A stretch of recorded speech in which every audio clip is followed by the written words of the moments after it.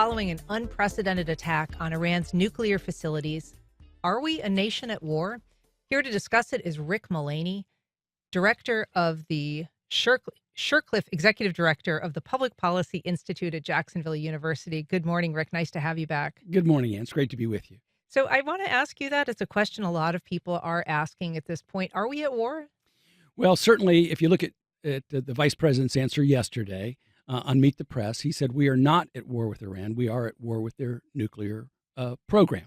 And certainly anymore in this country, you have to ask the question, well, of course, it sounds like you're being engaged in a philosophical debate, but really, what does it mean to be at war? The last time we declared war was in the early 1940s in World War II. War with Korea, war with Vietnam were not declared wars. And even when we went into Iraq, that got an authorization from Congress, but no declaration of war per se.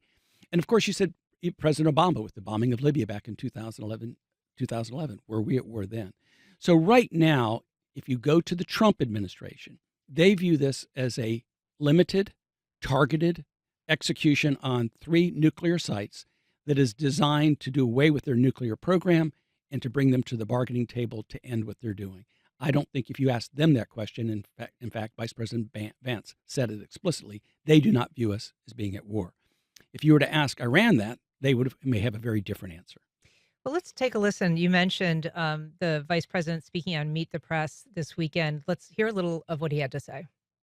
We're not at war with Iran. We're at war with Iran's nuclear program. And the president has clear authority to act to prevent the proliferation of weapons of mass destruction. And the worst weapon of mass destruction of them all is nuclear. The idea that this was outside of presidential authority, I think any real serious legal person would tell you that's not true.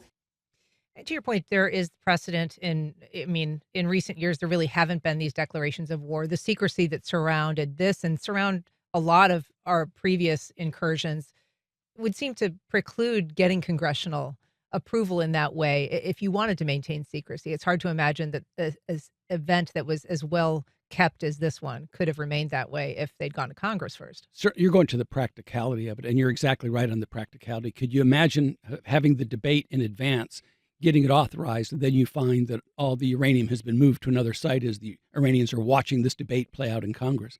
But if you go back to the Constitution on this, under Article 1, Congress does have the power to declare war, and of course they have the appropriations authority, the power of the purse, which is really, really important.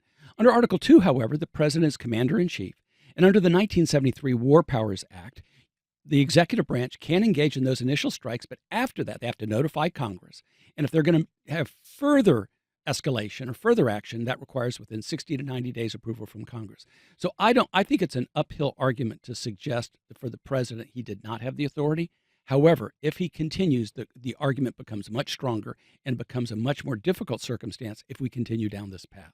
And of course, Bernie Sanders was speaking during a rally in Tulsa, Oklahoma that got a lot of attention for his comments because he doesn't believe in that authority that the president has. Let's take a little listen to what he had to say. It is so grossly unconstitutional. All of you know that the only entity that can take this country to war is the U.S. Congress. The president does not have the right. So, the Article 1, Section 8, where it says that Congress has the power to declare war, very powerful, but you're talk about appropriations, the power of the purse. How does that play into this? Really important, because one of the options certainly for Congress is to cut off funding. And they can actually cut off the funding for what you're doing, and that is the alternative that others point to.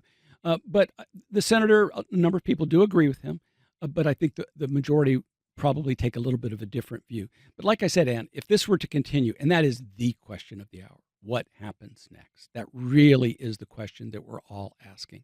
What happens next in terms of what Iran's going to do? How are they going to retaliate? Because it's a given that they're going to. So far, their retaliation has been limited, although this is significant, to attacks on Israel. But it begins to cross a line if those attacks go to U.S. military bases. What happens in the Strait of Hormuz and what might that mean economically? What about terrorism around the globe? Those create something different. And if the president, the Trump administration, wants to continue down this path, and in his speech on Saturday night, he suggested that further action from the United States may be coming if, in fact, they cross that line. At that point, then you may have a very different circumstance with the need to go to Congress. But at this point, I think the president's on decent legal footing. And certainly, if you look back at historical practice of other presidents, certainly that conduct is in line with what we've seen with other presidents. Yeah. And so in terms of, what happens next, obviously there's a lot of possibilities and a lot of great minds are sort of looking at all of those things. But you mentioned a couple of them, whether there's retaliation directly on US bases or, US installations, or whether there's the threat of just terrorism. But I mean, in the short term, it does appear that a lot of the capabilities of Iran, whether it's from what the U.S. did this weekend or what the Israelis continue to do, even this morning, which is continuing in Tehran, there's a lot of capabilities that have been lost. And you make a really good point. Clearly, that's the case. And why we, of course, are focused on what was a stunning operation by the United States, stunning in its execution, in its logistics, in its timing, in its secrecy, how it was carried out, the Tomahawk weapons coming out, missiles coming out of the submarines, the B-2 bombers. It's stunning in what we did. The real heavy lifting was 9 days ago by Israel. Israel had basically opened up the airspace, taken command of the sky so that we could fly in over Iran, drop the payload, and leave without a shot being fired. That's the direct result of what Israel had done. Israel's initial attack was stunning in its scope, its breadth, and in its intelligence. And now, after the United States has gone back in, Israel is continuing. So, really, we've been understandably and rightfully focused on the operation because it was a historic and stunning decision on the president's part. But really, what you've seen is that Israel, what happened 9 days ago when they first went in, really is what's taking command. So your point is Iran in a very weakened condition? That's true. They are. And I'm sure they're having an internal debate on how to respond.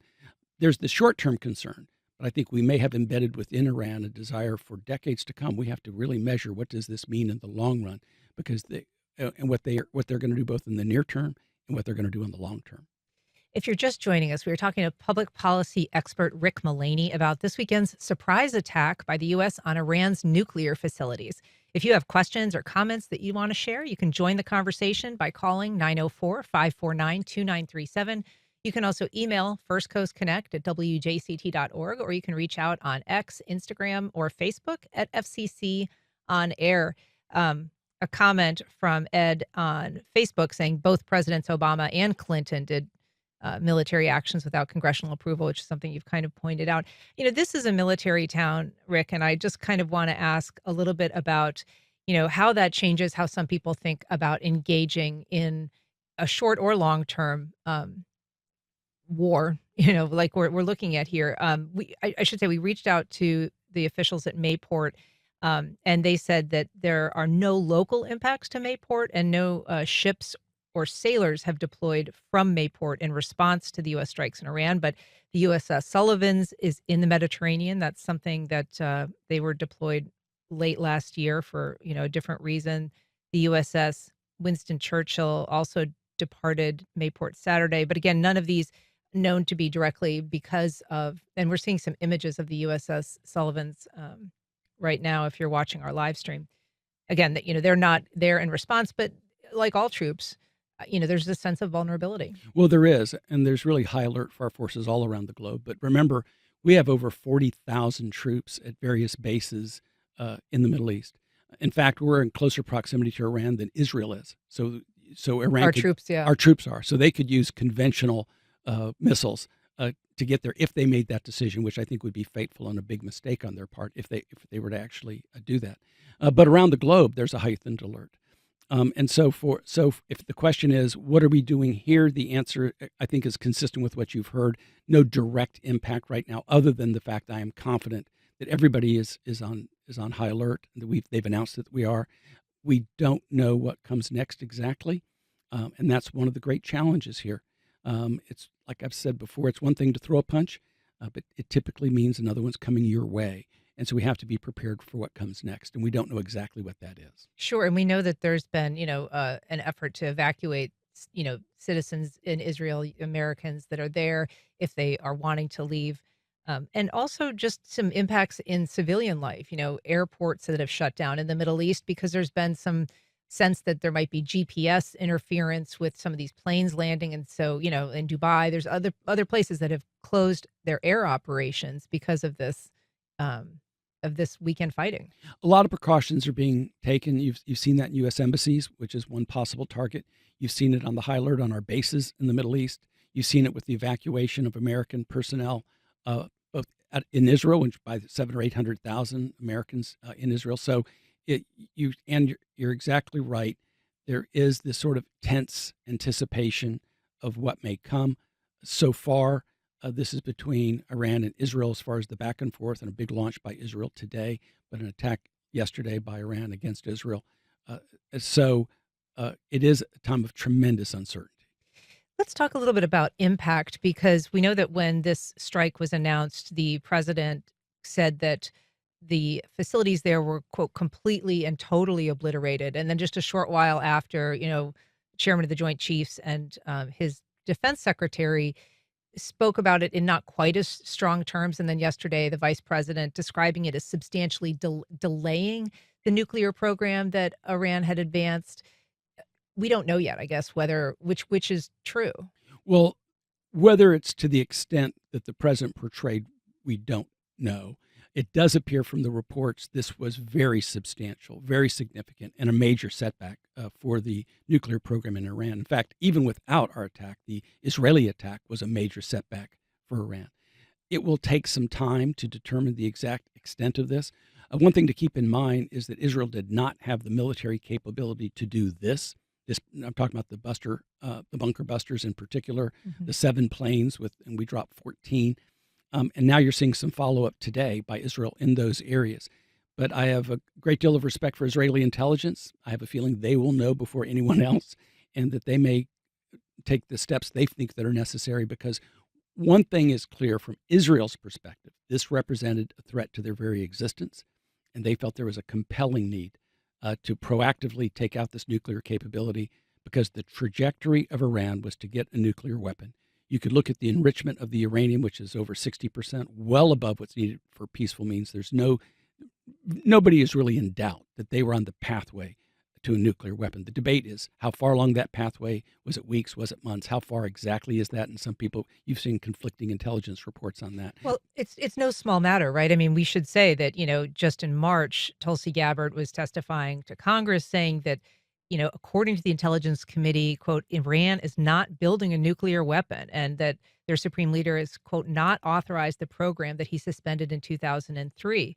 Now, asked about that, Secretary of State Marco Rubio said that she was wrong. Tulsi Gabbard, presented that, and Trump said that she was wrong. Marco Rubio called it inaccurate. And then he later just said that's irrelevant. They have everything they need to build a nuclear weapon. Whether or not they're actively building a nuclear weapon kind of doesn't matter. The notion that you've gotten past 60% enrichment on the uranium is in the eyes of many is that's weapons. They're moving towards a weapons grade. That's what that's for. There's no other purpose other than a nuclear weapon. And so I think the consensus is they're on that pathway. There's certainly a conflict as how far away they were. Of course, if you listen to Benjamin Netanyahu, it's tomorrow. He has said that for a long, long time, that they're always on the verge. But I don't think there's any doubt that that's their trajectory, that that's where Iran was going. You step back for a moment. For more than 4 decades, they've been one of the leading, if not the leading terrorist sponsor of terrorism in the world. Death to America, death to Israel. And that trajectory with nuclear weapons represent a very real and present danger to the existence of Israel, but beyond Israel, to peace in the region, security for the United States, and in fact, global peace. So it is you can't overstate the significance of the problem. That doesn't mean there's still differences of opinions on what our path should be, but I don't think there's a whole lot of difference on recognizing the fact that they're a terrorist country that represents a very significant threat to global peace. There is a call that we've got. Cindy on the east side. Good morning, Cindy. Go ahead. Good morning. So I just wanted to weigh in quickly a couple things. First of all, from my perspective, and I was an adult during the Iraq War, which started 20 years ago. I feel like this is a repetition of history. We are attacking a country that poses no threat to the United States whatsoever. I mean, we have a huge nuclear arsenal. Iran is not our problem. And yet we are starting another Middle East long-term conflagration war that could just spell death and suffering and destruction for years to come, not to mention the cost to the taxpayers and what it means for our own internal well-being and budget for the U.S. I think it's a disaster and a terrible mistake. So thank you. Thanks for your comments, Cindy. Appreciate that. I mean, there is within even the Republican Party a big divide about whether or not this is the start of another forever war, concerned that this would be a repeat of Iraq. And so, Cindy's concerns are not, that is something that a lot of people are worried about. Cindy voices a concern that a number of people have, and there has been prior to the strikes. Certainly, the MAGA base was divided on this. They're the Steve Bannons of the world, the Tucker Carlsons of the world, the Marjorie Taylor Greens. All of them, the more isolationist wing of the party, were all anti-taking any action to go forward. There are others on the other side of that. That certainly would include Senator Lindsey Graham. It would include Tom Cotton. It would include Senator Cruz. They argue, however, and Cindy is understandably disappointed with the legacy of what happened in Iraq, but they would argue that analogy really doesn't apply here. We had deployed over 200,000 troops in Iraq. There is no intention from the president, pretty firm, that this doesn't involve ground troops. The other piece here is, as I mentioned earlier, unlike the weapons of mass destruction, that intelligence certainly was a failure. I don't think there's any doubt that on the 60% enrichment of this uranium heading towards a weapons-grade nuclear weapon, and the stated purpose of Iran to do that, and the destruction of Israel and the destruction of the United States. And by the way, she says it represents no threats to us. As the president pointed out in his speech on Saturday night, killed over 1,000 Americans in terrorist attacks over the years. And so those who are a little more on the hawkish side would argue that it's understandable that you don't want to repeat the mistakes of Iraq, clearly, but this is not Iraq. The threat is different. The approach is different. And what we're trying to accomplish is very different. And you're kind of getting to a larger question that I do want to ask you, because while we're talking about, the decisions about why to go at this time, or, what what's being achieved, I think a lot of people just have a bigger question about, like, why are we getting involved in Iran, and why are we doing it now? Fairly recently, this president was trying to negotiate, a diplomatic solution to the question of nuclear capabilities in Iran. There are so many other issues going on globally, nationally right now. Well, certainly one of the more hawkish people on this is John Bolton. And if you listen to his commentary on this, and he's been very involved in this in prior administrations, national security advisor, and I think he does give you an insight into the question, why now? President Trump started off wanting to negotiate this and gave Iran, 60 days in which to do it. And that did not happen. And on the 61st day, you saw the attack by Israel. After Israel's initial attack, President Trump again tried to negotiate with Iran, and they weren't interested. And I think in the end, there's a growing view on many that it was simply never going to happen, that the agreements in the past were foolhardy. All they did was potentially slow down nuclear weapons and development for Iran, but that is where Iran was going. And once you reach the conclusion that no agreement makes it possible, because the answer is, well, we should engage in diplomacy rather than strikes. And diplomacy has been the approach for 4 decades. But I think the president came to the conclusion that that approach was simply not going to work. That is the more hawkish approach of John Bolton. He felt it was not going to work. And therefore, a different path was needed. So I understand everybody would have preferred an agreement that would stop the nuclear program without the need for an attack by Israel, without the need for strikes by the United States. But unfortunately, there was one country that didn't agree with that, and that was Iran. They were going to continue, as I said, the trajectory towards those nuclear weapons.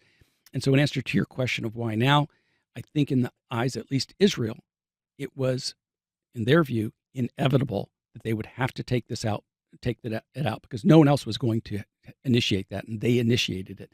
And I do believe that Israel's sort of stunning success in the early days paved the way. They did the heavy lifting, really, paved the way for President Trump to modify his view and to feel that a strike was appropriate. Now, history will be the judge of this. Sure. His action was bold. It was decisive, but it was incredibly risky. And we don't know what comes next. There will be those critics, understandably so. He certainly has put us in a position where there's a great deal of uncertainty and risk that we are facing. But I don't think, absent the heavy lifting done by Israel, the president would have taken the action that he did. Now we're at a point where can we, in fact, accomplish the goal of the eradication of those nuclear weapons? And Israel wants something more explicit. The president's kind of hinted at it. Israel wants regime change because they also want a country whose mission is not simply the destruction of the state of Israel. I want to get to the question of regime change in a second, but when you're talking about the earlier attempts to use diplomacy, and certainly this current president, abandoned the deal that was reached by his predecessor Barack Obama, saying it wasn't working. But if those agreements were considered a failure because they were, sort of in your words, at best delaying or potentially creating a slowdown, if in fact the nuclear capabilities in this strike were not destroyed, and it is at best creating a delay as opposed to a total obliteration of that capability, would this be, how would this compare to the failed or not entirely successful diplomatic efforts, given that this is such a measure, an enormous step beyond that in terms of, strategy? And you ask a really great question. I'll even pose it this way. One of the risks here is not only, even assume we have obliterated their capability, we've obliterated it for now. And one of the concerns, remember, they're a country of over 90 million people. They have a substantial, about 200,000 in their Revolutionary Guard. They are meeting with Russia as we speak. And part of the concern is, do they double down in their commitment and determination to have a nuclear weapon? And then do they simply take the approach of other countries, such as Pakistan or others, and do it in secret?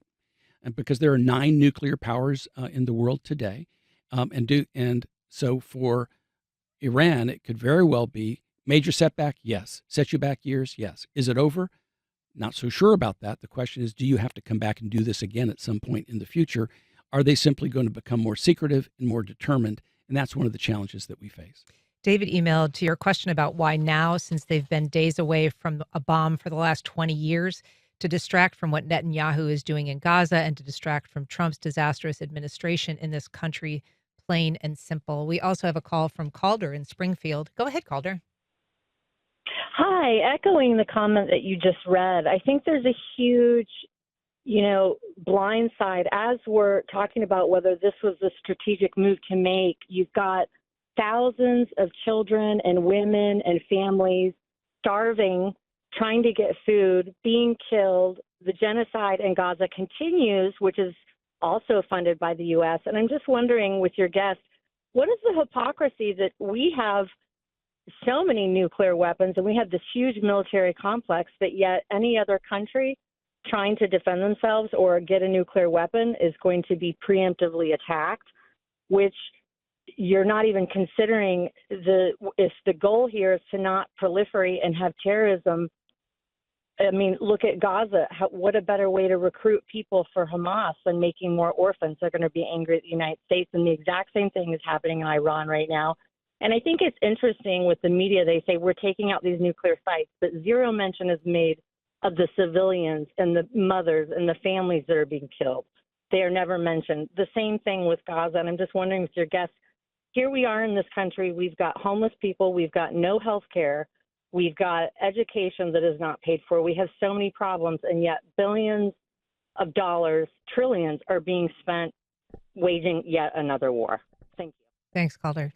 Well, she raises a lot, and she talks about Gaza, and she's right to talk about the suffering there. But I would point out, however, what happened in Gaza, you go back to October 7th of 2023, that vicious attack on Israel, the slaughter of 1,200 Israelis, was sponsored and paid for and supported by Iran. And the suffering that you've seen in Gaza is it was Hamas who carried it out, but fully supported by Iran. In fact, they applauded it, the only country in the world to have applauded that massacre. And then what you've seen is Hamas using the people of Gaza, oftentimes as human shields in hospitals and schools and in other places. And so she is correct to talk about the fact that you have to look squarely at the suffering in Gaza and do something about it. We certainly, that's obvious. That does not mean, however, that Iran doesn't pose a nuclear threat. That is a separate and related, and in fact, it is an example of the trajectory that Iran's on as the one who is the state sponsor of Hezbollah. They're proxies, Hamas, Hezbollah, the Houthis. And so her point is about a lot of challenges here at home. That's a fact. There are a lot of challenges here at And home. prioritizing, right? I mean, I think one of her points would just be, is this the number one challenge that the U.S. faces, or should some of these other things come first? Well, I think in the eyes of many, national security is always the number one responsibility of the federal government, the safety. And they take a look at this Middle East, which is truly fraught with all kinds of risks and dangers. And you can try to be more isolationist about it and withdraw, or you can take a look, what does this threat represent to the United States in the near term and in the long run? I do believe that the Trump administration believed that Iran represented a long-term threat, not simply to the survival of Israel, which is Israel's view, but also as a threat to the United States and global peace. We've got a call from Doug and Fernandina. Just briefly, Doug, if you can go ahead, please. Yeah, hi, Ann. Thanks for taking my call. I'm a former federal intelligence official with the Department of Defense. I was in charge of security during the WMD program and the lead up to the Iraq War.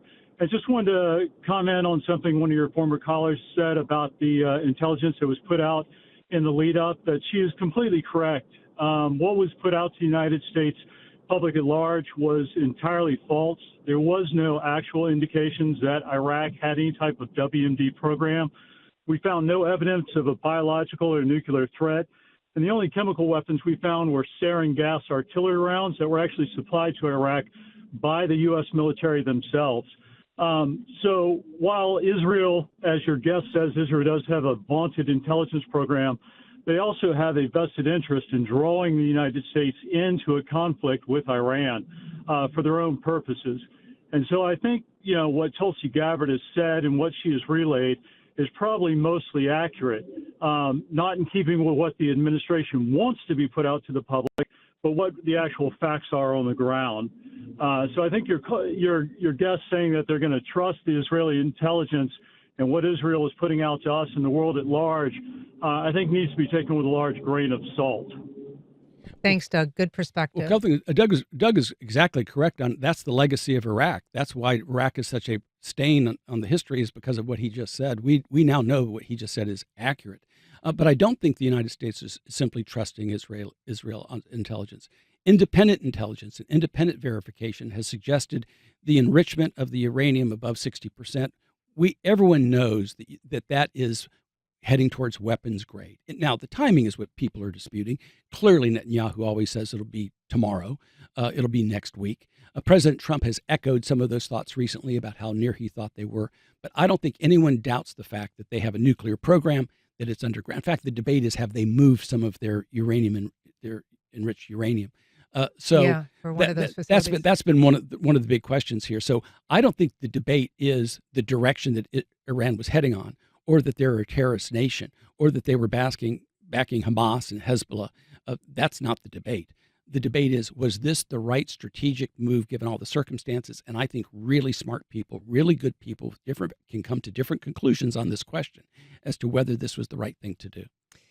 Well, Rick Mullaney, he is the Shercliffe Executive Director at the Public Policy Institute at Jacksonville University. Rick, we love getting your perspective. Thank you so much for coming in this morning. Great being with you.